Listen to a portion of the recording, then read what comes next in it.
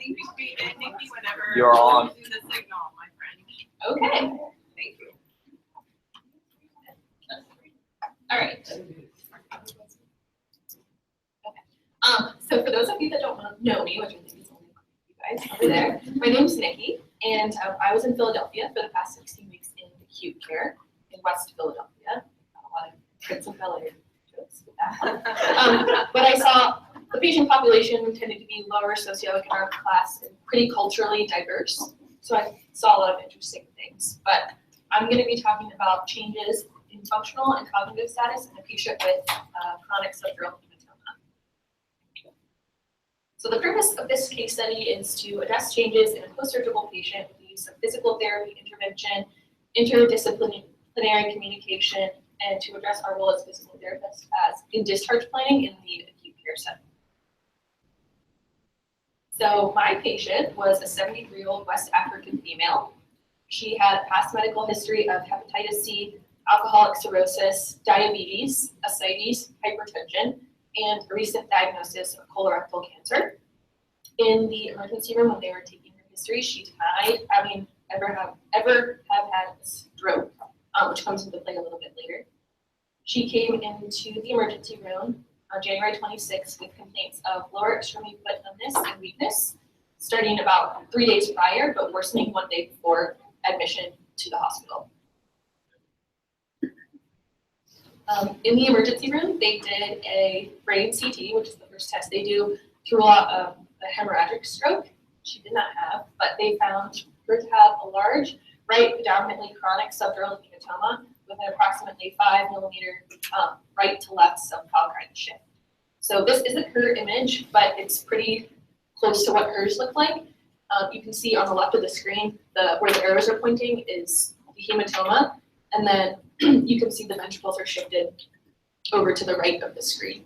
They're not lined up in the middle, the white lines there. So because of the size of the hematoma, she was going to require surgery. That's why we were consulted in the hospital to see her following the surgery, and also because of her neurologic complaints. So background information on what a chronic subdural hematoma is. It's an old clot of blood between the dura and arachnoid matter in the brain, and it usually occurs in elderly patients after some kind of trauma. It usually occurs in older patients because as we age, we tend to have brain atrophy, which is normal, like muscle atrophy. And then there's an increased space between the brain and the skull, and the veins there stretch and make them more vulnerable to bleeding. So the typical presentation for a patient with a subdural hematoma is altered mental status. That's the most common thing. A headache, focal neurodeficit, transient neurodeficit, a reported history of falls, or a history of seizures. And in the emergency room, my patient did not report having a history of falls, which is one of the biggest things. However, some research that I found says that in about 30 to 50% of the cases, a trauma can be absent, or it can be so minor that a patient forgets they even did something, so they might not remember having hit their head or they tripped over something, run into something. So she didn't report any trauma. And she was also ANO times 3 in the ED, so she didn't have the altered mental status.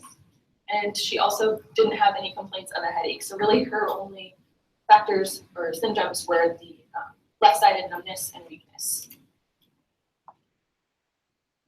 So some risk factors for subdural hematoma include advancing age, which my patient was 73, so that makes sense.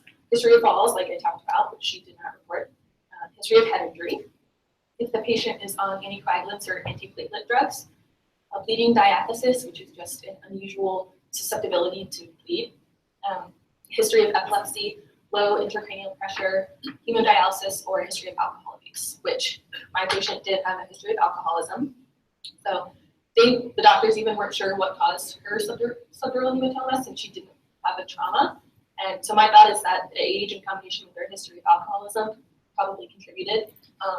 And maybe she had one of those minor events that she didn't remember, so possibly those. So I didn't actually do the initial evaluation. It was done on a Saturday, which was 1 day after her surgery. So like I said, she required surgery. She had a right frontoparietal craniotomy. So that picture just kind of depicts what they do, they remove a flap of the skull, drain the fluid and the blood, and then skull back and put a drain in place to remove any other fluid. And in acute care, physical therapists are a large part of discharge planning for anyone that's never been acute care.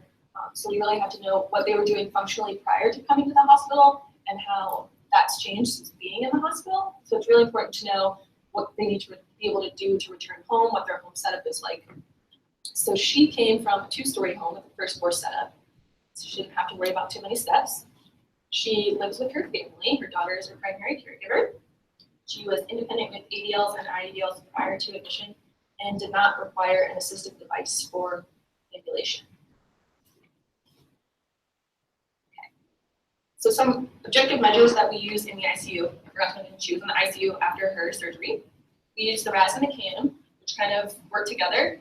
This is a picture of the RAS, and I had a little laminated card I would carry around with me. It is a measure of agitation and sedation. So the patient was a RAS of 0, so she was alert and calm when we walked into the room. She was responsive to us coming in, or coming in, and she was ready to participate. And then as the numbers increase, that means the patient's becoming more combative and agitated, and then the decreasing numbers you can see are sedated and drowsy. So she was right in the middle, RAS of 0. And we also look at the CAM, which is an assessment of delirium. And delirium is very common in the ICU, depending on like the medications the patient's on, or if there's any inflammatory processes occurring, and also due to lack of sleep, which patients don't get much sleep in the hospital.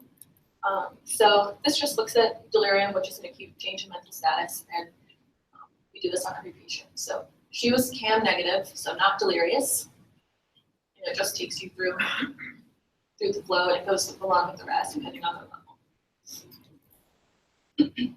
So at initial eval, she was able to follow multi-step directions 100% of the time.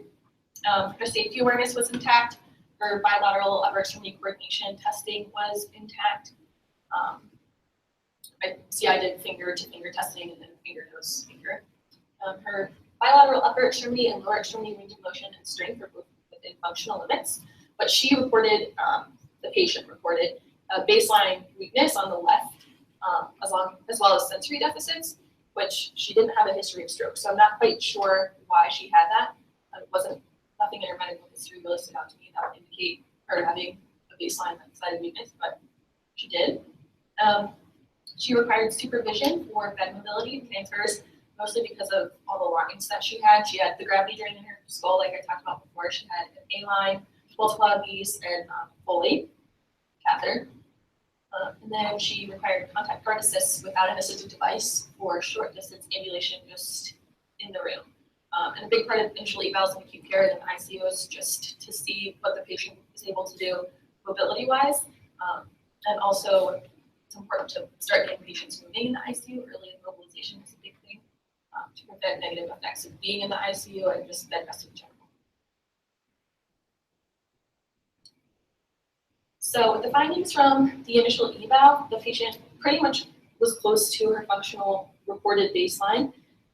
She wasn't able to walk very far, like I said, because she had multiple lines, so that limited the distance. So we didn't get to really see her walk household distance, but we anticipated based on what we saw that she would be able to return home to her home environment, the first floor setup, go back to her activities and participations as normal. So we didn't feel the need to recommend a post-acute care rehab stay, so we recommended home. And we planned to work with her 4 to 5 times a week, and goals were made to be met within 4 to 6 visits. Independent with bed mobility, independent with transfers, being able to ambulate household distances with least restricted device, hopefully no device because she didn't need one prior. Being able to climb a full flight of steps with supervision, and independent, static, and dynamic standing balance. So we plan to continue to work with her, whether she be in the ICU or transferred down to medical floor. Are there any questions thus far on the initial eval or the chronic subdural hematoma?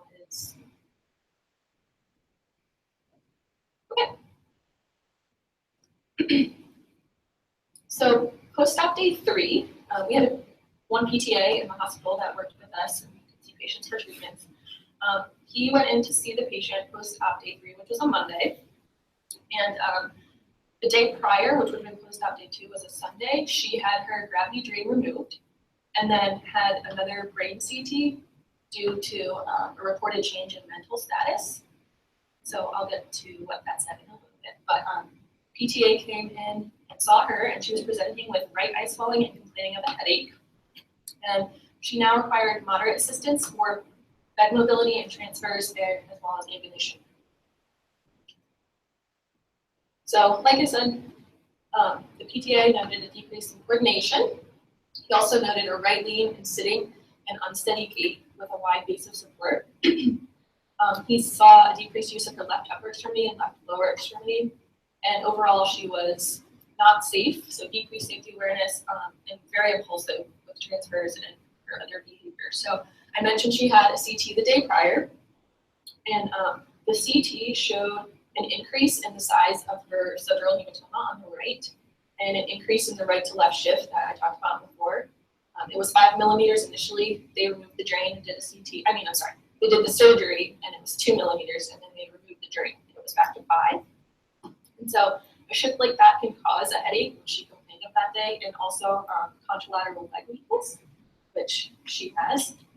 The CT report also questioned a very new early uncle herniation, which this picture shows a hematoma with an uncle herniation, and that's when part of the temporal lobe herniates and compress the brainstem, and it can put pressure on cranial nerve 3 due to the location. So I questioned if this early uncle herniation possibly had something to do with her right eye swelling, not sure. And it can also cause contralateral hemiparesis, the herniation again. So she did have the decreased use of the left side. So because of this change in function and cognitive status and decreased safety awareness, warranted a reevaluation from physical therapy from the student work. So I did the reevaluation on post-op day 4, and she had been downgraded from the ICU just to the medical floors, but she was on the neuro floor. And when I came in to see her, she was really fatigued and tired, different from when my CI saw her. She said she was really ready to participate and get back home. So she was really flat and just not really wanting to do anything. She had a lot of trouble processing what I was asking her to do. Like I asked her to rate her pain on a scale of 0 to 10, just the numeric pain scale, and she couldn't really understand or do it. So in every room in the hospital, there was a board with the nurse's name, the doctor's name, and the Long Baker faces pain rating scale. So I had her point to the face. She rated her pain as a 4 out of 10. So then I looked at her strength, and again, her left side was weaker compared to the right. Her left side sensation was significantly decreased. I just looked at light touch. It's decreased compared to the right. She took a really long time to process commands. So when I was trying to test coordination, she had a really hard time doing what I was asking her to, and it was really, really slow. And I asked her to do her fingers like this and bring her finger to her nose and then touch mine. She was also really dysmetric on the left side compared to the right. I also noted that right and posterior lean sitting at her bed, like PTA noted, and she was also very impulsive transferring, so she would try to stand up without any assistance and a couple times would almost lose her balance. And I also thought it was interesting when we walked into the room, the TV was on really loudly, and so we pictured to turn the TV off so we could hear each other talk. She couldn't find the remote anywhere. We couldn't find the remote, she couldn't find the remote. And then when I helped her to sit up on the edge of the bed, she had been sitting on the remote on her left side, kind of like under the back of her thigh, and she didn't feel it. So that further confirmed her sensation deficits. And then we tried some ambulation. We walked about 10 feet times 2, which is pretty much to the door of the room in the back. She required min assistance from both my CI and myself, and she handheld assist. And she was pushing with the left arm, kind of pushing away. And she had a lot of trouble moving her left lower extremity, advancing her left leg. And then when we got to the door, she was saying, I can't move my leg. So we helped her to get back, and that was pretty much the end of our evaluation. She was pretty tired to do anything else with us that day. So I felt that she was no longer safe to return home, which was the original plan, with her daughter's support based on her interchanges. I was really concerned about safety with her because of especially with the sensory deficits. I was concerned about temperature. She'd be able to go home and cook a meal, like using the stove or the oven, or take a shower and be able to tell the difference between hot and cold. She was also had a lot of difficulty processing commands and doing what I asked her to. So I was worried about safety there, like in an emergency, would she like be able to call 911 and get out of the house in a timely manner? And the daughter was present that day, and we included her in our conversation and our recommendation of SNF/subacute rehab and discharge. We were agreeable to that plan. And I wanted to work on her balance and ambulation with a rolling walker. These are some of the things I plan to do. Address her coordination deficits, address sitting balance, and ADL performance. We did have inpatient occupational therapy in this hospital, so wanted to work on some ADL things with her. And goals for her now were a modified independent with bed mobility, contact guard assist for transfers, and min assist for ambulation. And after this, with the change in recommendation like this, we had to communicate with the whole team, including physicians and case management. That's a really big part of it, to let them know so that they could do work on their end to make sure she'd be approved for rehab and be able to get into a rehab facility. So post-op day 5, the next day I went to see her. The treatment session was very short because she was leaving for a test, which in the hospital happens quite frequently. So she was leaving the floor for an EEG, but we thought we'd make the most of our time and help her get to the wheelchair when she was being taken off the floor. Again, we helped her to sit up, and she was sitting on stuff and didn't know. This time it was lotion, like a couple of bottles of lotion. Don't know how you don't feel that, but she didn't feel it. She was still impulsive with her transfers.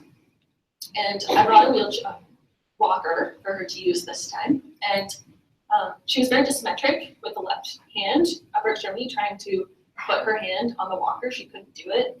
And so I had to place her hand, give her tactile cues and verbal cues to make sure she could be safe and use the walker correctly. And then on her way out of the room, she kept veering to the left and running into the door and the wall on the left side of the hallway. So I questioned if there was some element of neglect or something going on where she just didn't realize the things on the left were there. Sorry. So, and then she went off the floor for a test. And then the next day, we saw her post-op day 6. She was starting to improve, but I wanted to look at stereognosis, which is giving someone a common item and just seeing if they can recognize it with their eyes closed. Just curious to compare between sides with the sensory loss on the left, see what she could do with the right. Again, with safety, just knowing what things were like in her home, for example. So I gave her a fork in her left hand, and she told me she didn't know what it was. And then I gave her a pen in her right hand, and she told me it was cream. She's also, there's a little bit of a language barrier, so I wasn't quite sure what she meant by that. But then she was able to recognize a ring in her right and a key in her left hand. And I was unsure if she understood what I was asking her to do. And also I think she cheated a little bit. She opened her eyes. So I just wanted to see what would happen with this, but it didn't end up being a perfect test because of the communication. And then we worked on coordination and sitting balance, and I gave her some cups kind of like those with numbers on them and had her stack them in ascending and descending order to see if she could follow multi-step command and also cross midline using both hands. And she could do that. She just had decreased use of the left side. And then we had her stand at the sink and wash her face and comb her hair and perform ADLs, and she was able to do that and know what to do with the items that I gave to her. Just decreased use of the left side. She continued to be impulsive with transfers, but required less assistance at this point. And then with ambulation, she still demonstrated a wide base of support and kept veering to the left with the walker. So as we progressed with distance, her hand fell off more. So I wasn't sure if maybe it was just becoming fatigued or if she was still kind of forgetting about the left side. So kept giving her verbal and tactile cues just for safety to maintain her there. And then she left the hospital. This was the last day that I saw her. She was medically cleared to leave to go to a rehab facility, so she did go to a rehab facility.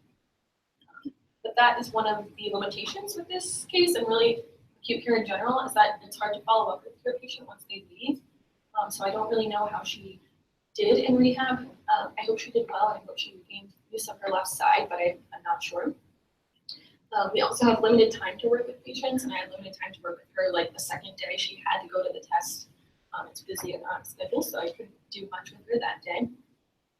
Another limitation is that my CI performed an evaluation, which I wish I could have done to be able to compare between her initial level of function and then at the reevaluation. And I also wish I had asked a little bit more about her personal life and what is important to her and what she wants to get back to doing, because that could have changed maybe what we did in our treatment sessions. But the day that I went to see her, like I said, she was really flat and not interested and had trouble following commands and answering questions. So I didn't really revisit that.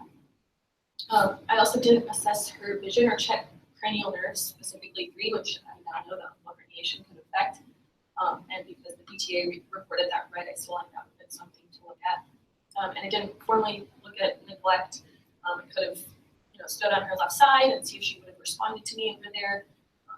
Done more interventions with that. So that's another limitation. And then just in general, limited resources that we had at this hospital, such as not having occupational therapy. So that is it. Are there any questions?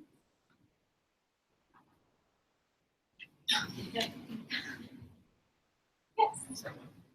You did really good. Thank you. You mentioned, did you mention that she was an alcoholic? She was. She had a history of alcoholism. So she knew she was in the hospital, but was that an immediate history before admission? It was her immediate history. It said she had a history of alcoholism, but per the report, her last drink was a year ago. Oh. So this wasn't like a detox situation. Yeah, I was going to ask if you thought there were any complications related to her history or her.